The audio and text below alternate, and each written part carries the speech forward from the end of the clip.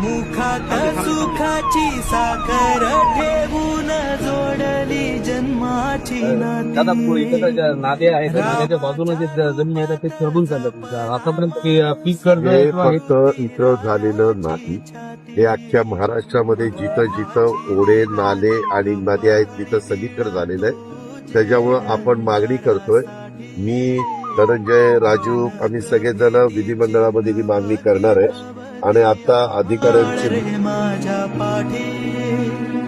देऊन किनारा मनाच्या होडीचा सारंग हरवला माझा